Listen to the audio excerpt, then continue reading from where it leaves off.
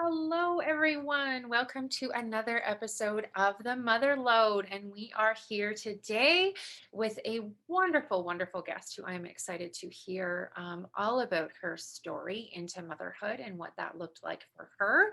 And without further ado, I'm just going to jump right in today and let Jen introduce herself, and then we will just navigate the conversation as it comes. Good I love morning, it. Jen.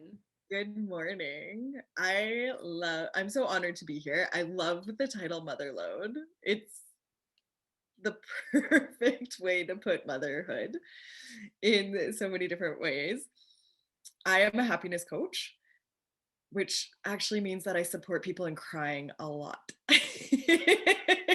It's a good day, and I am a weirdo of like success. I supported women in crying today and actually feeling their feelings is the biggest thing. So I could go on a very long tangent about that. Essentially, what I do is I help people heal their stories at the same time as working in manifestation and chasing those freaking dreams and being able to. I thought for so long that I had to heal more, heal more, heal more, heal more before I could do anything to be quote unquote successful in my business, and that's BS. We can do both things at the same time. Absolutely, absolutely. Jen, share with us your family situation.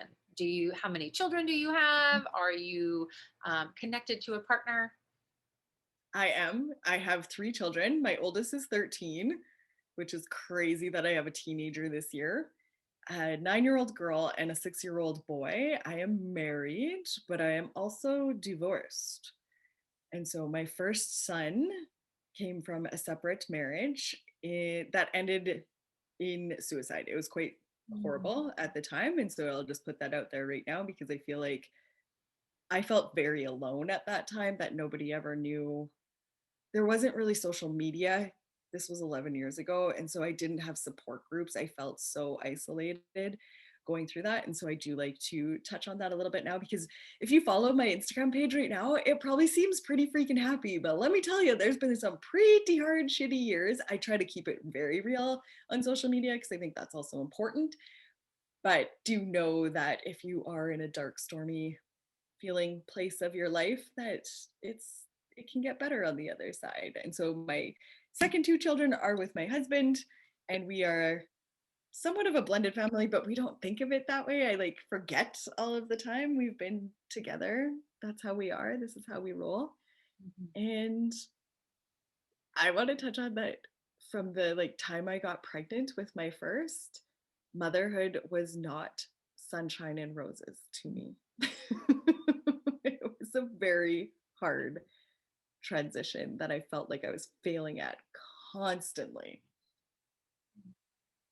Oh, there's so much heaviness there, Jen. Thank you so Mhm. much for sharing those vulnerable pieces with us today. Can you touch on some of those, the heavier moments, the darker moments that you've had? Well, we could sit here for hours, but I'll touch on what comes up first because I truly believe that that's the way it's meant to be. Pregnancy, I saw all these other women being like so cute and pregnant and so happy and just so excited for the baby to come. And I was excited for all of my children to come. I also had 2 miscarriages, so I've been pregnant 5 times, and it's never been a, oh, I feel so good and I'm so like I was not well physically at those times at all. Have you heard this theory? Somebody said to me, I don't even know who it was, that there's a theory that if we have a lot of morning sickness, that we have inner healing that needs to happen. And I was like, oh, that would make total sense for me because I was a total mess during all of my I have pregnancy. not heard that. Yeah, so I'm just gonna plant that seed for anybody out there. Like, look at your own situation, circumstance. But as I look back, because I really didn't start my healing story, I wasn't into energy, I wasn't into like anything. I was very limited. I didn't believe in angel readers. Like, I didn't believe in anything spiritual, and I am extremely spiritual now. I had some injuries towards religion, so I didn't really believe in religion. There was like, it was I probably would have even called myself an atheist at that time.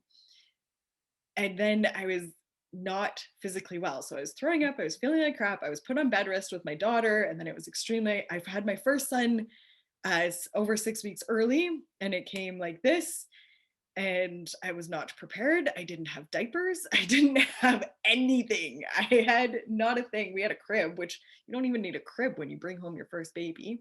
And so he was in the NICU for 10 days, which was also one of the hardest experiences to ever go through. And he was okay. And I was watching all these other babies in the NICU that are, he was 5 pounds, 13 ounce. So he was a big boy in the NICU compared to anybody else in there. But for anybody that has experienced that, it's a whole nother level of fear and guilt that you go through as you leave your baby in the NICU. And the amount of tears cried in those elevators outside the NICU by not just me, but I think everybody that goes through that. Like it's a hard experience.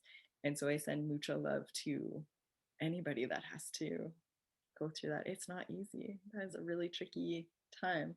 I went through postpartum depression, but I'm a naturally happy person. So I would slap a smile on my face when I went to my doctor, and she'd be like, "You don't have postpartum."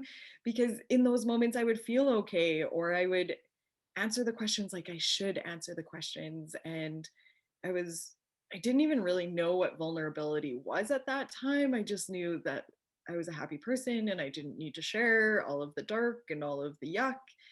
Meanwhile, I was crying on my kitchen floor on probably close to a daily basis, and meds probably would have really helped me. I had a massive, I call it my breakdown, when my youngest was, I think was he just over 2 or 14 months? It was in January. Regardless, I decided I was going to the doctor, and I couldn't get in for 2 weeks. And I will never forget the day driving there, because it's much like today here, actually. It was sunny and the crystallized snow. I lived very rural, and it was a beautiful drive, but it was like minus 40 and it was so pretty out. And I went to the doctor and said, "I'm not okay. I actually want you to put me like away. Like, I think I need to be admitted somewhere. I'm not well." And he said, "You're okay." And he gave me meds and carried on my way. I've been on and off meds my whole life, so it wasn't surprising to me, but I also knew that for my own self, I didn't want to be on meds. I had never, now that I look back, I had never, I don't think, been on a proper dose or on the proper medication, because I was very numb when I was on meds. I didn't like life. I didn't go low, which was good, but I never got to be happy and high either. And so that was really hard. And so I came home and took those meds. And then he said to me, "Come back in 6 weeks. We'll see how you are then." And I'm like, "I don't think you understand the balls it took for me to come in here, to book the appointment, to be open with you of how yucky I feel and how I don't feel equipped to be a mom or a wife or any of it. And now you just send me on my way with my pills? Really?" That's it. So I took those pills for 3 days, and I will also never forget the moment standing at my kitchen sink that I threw them in the garbage and said, "There has to be another way." And that's where I started to be open to all different healing modalities. And it's been a journey. Oh, Jen, that is such a powerful, powerful, and like really vulnerable, hard, gritty story. Thank you for sharing that piece. So Thank you you. threw your meds in the garbage and Yep. you knew that there was another way. Can you share the I other did. way with us? I was terrified because I did not know the other way. Hmm. And so, like, looking back now, it was a full moment of trusting myself, even though I had no idea what it was going to look like. And I had this old friend come into my life, and she did a lot of body talk and Reiki. She was hosting a sound bowl healing. And so I went to that, and I didn't really know anything about anything. I had never practiced yoga. Like, I was not in that world. It was very uncomfortable for me to go, but at the same time, I felt so safe in the space it was being held. It was just amazing. And when we came out of one of our larger meditations, it was like a mini retreat, I guess, that day. I could see, this is going to creep some of you out, but I could see this green aura around the facilitator. And I was just like, I had dragged my very close friend with me, and I was like, can you see that? And she's like, I don't know what you're talking about. I'm like, the green, you can't see the green? And thank goodness we were close enough friends, because she was just like, it's okay. It's okay. No, I do not see any green. And I have never had that experience since, actually, with auras. And I didn't even know what an aura was. I was just so freaked out that I could see this green glowing around this guy. And so I ended up doing a bit of work with him. He was quite into inner engineering and NLP work. So I got deep into the NLP world, which is fascinating and amazing. I love neural pathways. I love how the brain works. Um, then I started to get more into chakras and moons and cycles and a lot of energy work. Just kept, pretty much anything that came across my plate, I was like, yep, I'll try it. Yep, Right. I'll learn about it. Yep, I'll do it. Anything. And it was so uncomfortable in the beginning for me, because I was like, this is some weird woo woo shit. Like, I don't even want to tell my husband some of the stuff that I'm doing. That wasn't our life, that wasn't our norm. And I just kept taking step after step. And I'm so grateful now that I did. But sometimes things will come out of my mouth and I'm like, I can't believe I just said that. That is weird. But that's what's Like there for woohoo you. things, like real woohoo things that have come out of your mouth. Is that what you mean? Yes. Yeah. Yes, extremely. Because I know now that I'm extremely intuitive. Right. Um, but I did, like, I fought that for quite a while. Of, I just thought everybody has those thoughts all the Right. time. I thought that was just how it was. Yeah. Yeah. And tell me more about some of the practices that keep you sane as a mom. Yes. I definitely take alone time. I Mm. actually was just saying to my sister this morning that I think I'm going to go away for 2 nights next week or the week after. Uh, I am blessed, and I realize that it hasn't always been that way, but I have always put my kids in daycare at least 1 day a week or 2 days a week at some points. I realized that I really had to take that time and space for myself. I had a lot of healing to do, for one. And so I would recommend that if it's feasible for people. And if it's not, right now, I feel for everybody with this dang pandemic, because we can't pull on our sisterhood like we normally could with other moms. Yes. I do recommend having people. I do recommend cutting out toxic relationships. That was really hard for me. Relationships that we were all positive, happy go lucky people, but when you would put us together, there was a whole lot of gossip going on. And that was not healthy for me at all. But I had been in that cycle for so long, I didn't even realize that that wasn't necessary. I was like, what do people talk about? What do we talk about if we don't talk about other people or other people's We things? don't talk about, yes, like the Yeah. small town that we live in and everybody's doings. Like, what would we possibly talk about? And now I just do not have any space for any of that in my life. That's just not my jam at all. What else are like the main things? Walking. I do a lot of nature. Nature really fuels my soul, whether it's just like, as long as I can get near some trees. Water is especially soothing for me. I got to see, I was in Banff last weekend. I live in Alberta, and there are still like mini waterfalls at the hot springs. I had never known this. I am an Albertan girl. I have never been there, and they're tiny, but to hear the water flowing again after months now of not hearing water flowing, it was very soul filling for sure. Water is huge for me. Amazing. Amazing. So I heard you say finding your sisterhood, cutting out toxic Mm-hmm. people, alone time, Mm-hmm. nature. Mm-hmm. Those are Mm-hmm. your And four. being okay with being okay. So Hmm. when I was getting really aware of toxic relationships, it was like, but those are the people, like, I still love those people. Those people are still my friends, a lot of them. Uh, but having to like be okay with being so, like, it's just like a love relationship, a partner relationship to me. If you're not okay with being alone, you're actually not fully able to be fully you in those relationships anyways. And so I did take probably a year and a half where I didn't talk to a whole lot of people on a regular basis. I really went inward. I did a lot of reading, I did a lot of soul searching, I did a lot of crying, to be honest. It wasn't easy. And I reached out and I got support in other ways. I hired mentors, I did programs, I did all sorts of different things, like your art therapy. That would have been so cool during that time. I watch your art therapy and I'm like, that would have been so beneficial for me at that time. We lived so rural that there wasn't a whole lot in our area, and so I just wasn't even open. Like I just didn't realize it was out there at all. Yeah.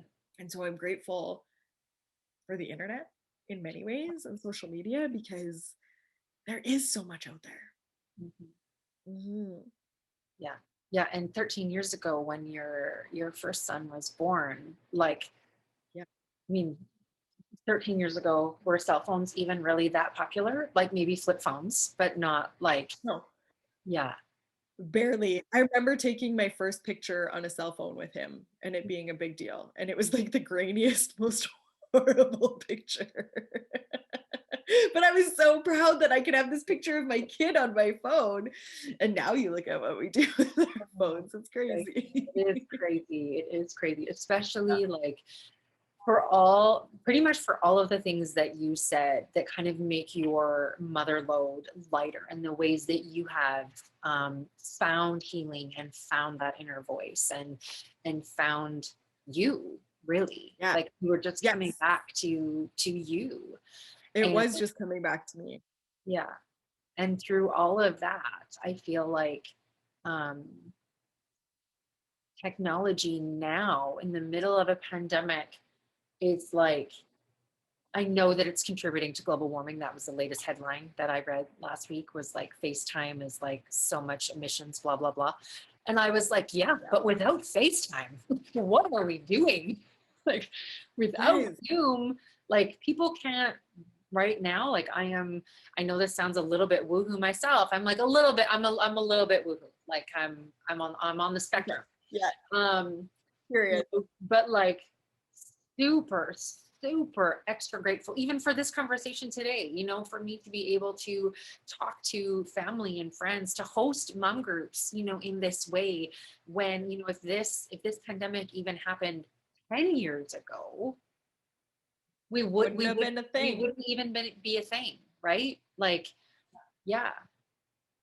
Yeah. Yeah. It's fascinating. And I am super grateful for, people will give social media a pretty bad rap. And I'm not saying that there aren't bad aspects to it and that there aren't triggering for mental health and all of those things. But if we are quite particular with what we do with social media, which I did get very particular a couple of years ago, and with setting such strict boundaries for myself around it too, it really can be an amazing, beautiful place. Like I wouldn't know you, Kayla, Right. if Yeah. there was no, so I wouldn't even know of you. I wouldn't know of the amazing things that you do and the amazing facility that I hope to someday visit to, and like all of those things wouldn't be a thing if there wasn't social media. Like I feel like we got connected through Brittany or Yeah. Janine or Leah, like we've been Many interconnected. common factors. Yes. Exactly. And I wouldn't have come across you or known what you were about without social media. And so for that, I am so grateful for Yeah. social media. Yeah. And on a larger scale, the people who are now connected to this conversation Yes. because of the internet, right? Breaking down the barriers that motherhood is not sacrificial. Like you do not have to lose yourself to these tiny beings. Yes, they started from you, you grew them, you literally grew their bones. Like Yes, I, it's I so can't even cool. believe this sentence literally came out of my mouth the other day. My son was like, I don't have to pee. How do you know I have to pee? And I was like, I grew you. I know you have to pee. Yes. Yes. Right? Like you grow these tiny people and they are mirrors sometimes of your best and your worst self. And Absolutely. they show you the way because their core values are like right here. They're Yeah. right here. We were literally in the McDonald's drive-through the other day, and there's a gigantic crater hole in the driveway and you're in the drive-through. Yeah. And I was like, oh my God, this hole is huge. And I was like trying to divert it, but you're in a drive-through. Like there's only so like they get you corralled like cows in there. And my son was like, well, are you going to tell them that there's like this gigantic hole? Like, what if somebody gets hurt? And I was like, oh my God, you're so sweet. You care about this gigantic ass pothole. Like Yes. his core values are just like, they're right there, right in the front. And life is going to beat that out of him. I know that. And he'll find himself later. But Yeah. it's, we In don't some ways. have to lose those pieces of us just because we are a mother. In fact, we are better mothers when we honor that alone time, those toxic relationships, those boundaries, realistic expectations, and just like getting through in the best way that we know how, right? For you, your best way was throwing those medications in the garbage and just being like, you know what? Exactly. I am capable, and in this moment I'm feeling confident. Yesterday I might not have, but today I'm feeling confident that I can find another way. There has to be another way, even though you didn't know it. There Yes. has to be another way. And that was for me. And so I don't want somebody else to be like, oh, I shouldn't be on meds. If Oh, those are totally. serving you, rock on. If Yeah. they are supporting you, I I think sometimes people get misconstrued that I am completely like anti-medication. That was just my journey. I had been on meds for like 16 years on and off by that point. Starting to learn about my body and all of the things. I just have to share this because it keeps coming up for me when you were speaking. um, I show my kids everything. And so my kids are older now, so it is different. I don't have a 1.5-year old anymore, but at 6, 9, and 13, I show them all my emotions. I show them my anger. I show them my vulnerabilities. I show them my fears. I talk to them about that. Like, ooh, I was just really bitchy with you. I don't usually say bitchy, it's usually snarky, but Yeah. 13-year-old sometimes, because I am afraid of this, or this has annoyed me throughout my day, or I'm still thinking about this even though I don't want to be, and that had nothing to do with you, and just have this open conversation all of the time. And I just hope that me showing them that I am definitely not even close to perfect, Mm. none of us are, and that I can still be perfect at the same time, if that makes sense to you. Mhm. There, that I just want them to grow up knowing that they will make mistakes, they will F up, they will do all these things, but we're all human. It's Yeah. cool. Cool. We're all We, gonna we do it. we all have fears. We all have those big and little anxieties that Yes. course through our veins and through our nervous system and wreak havoc in our minds. Yeah. Yeah, just the other day, my son, he's turning 6, and he was losing his mind over nothing. Yeah. And I got him calmed down, and we were talking about it, and he just said, Mom, I just hate the sickness. I hate it, and I want it to go away. And I was like, yeah, so do I. So do I. And you are allowed to have feelings about that because this fucking sucks. It does.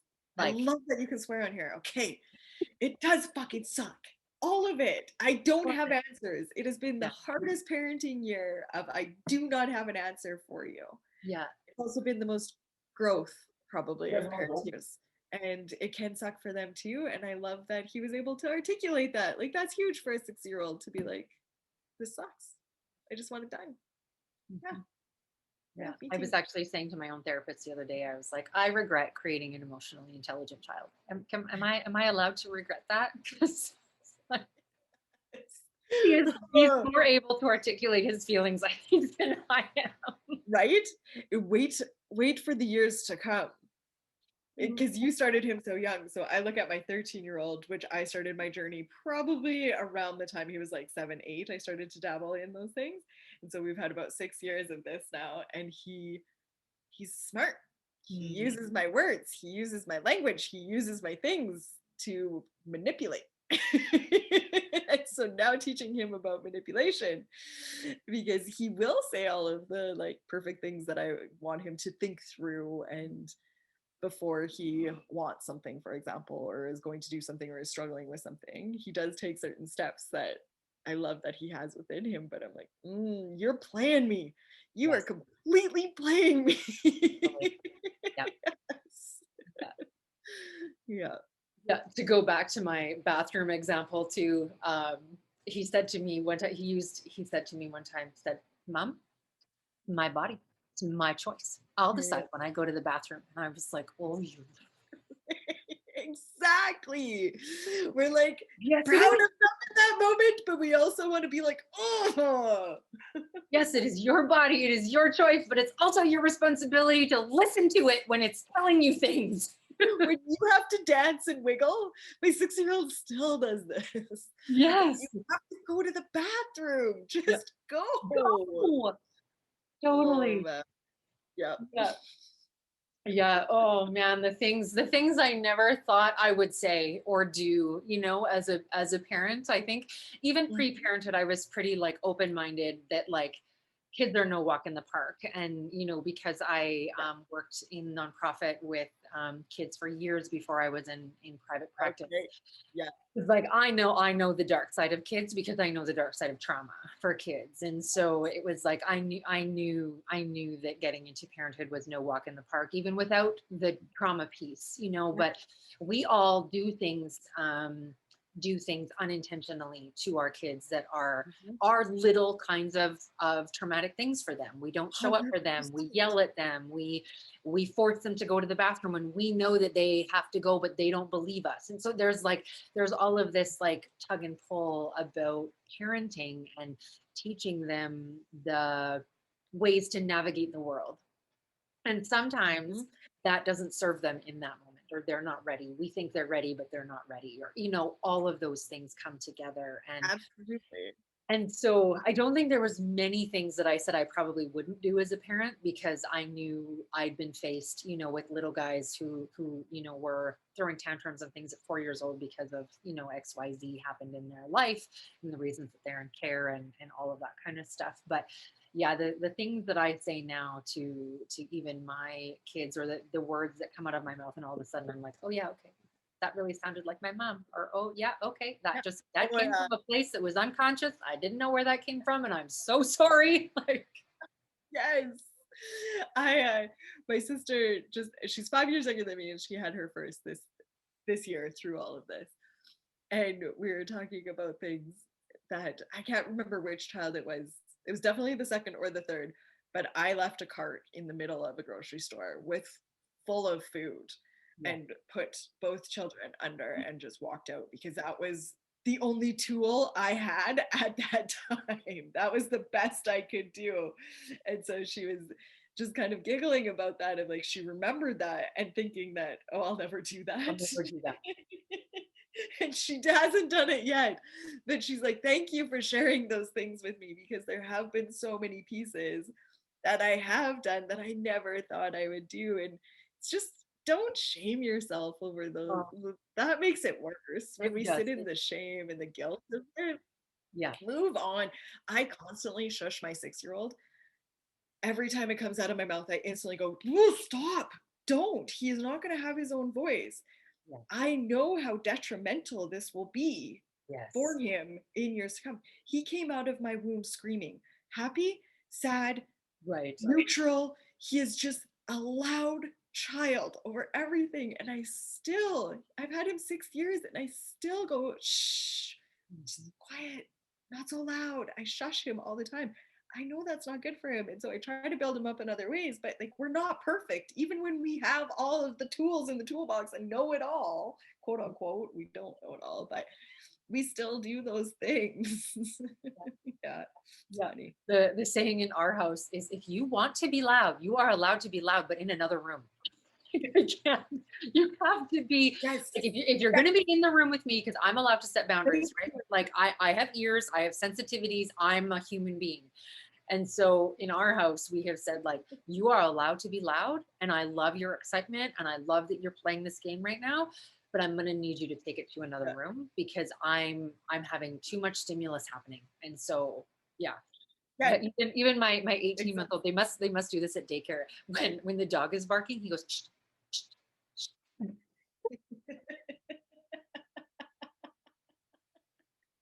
Apparently Marisha too. Yeah. So Yeah. Oh my gosh.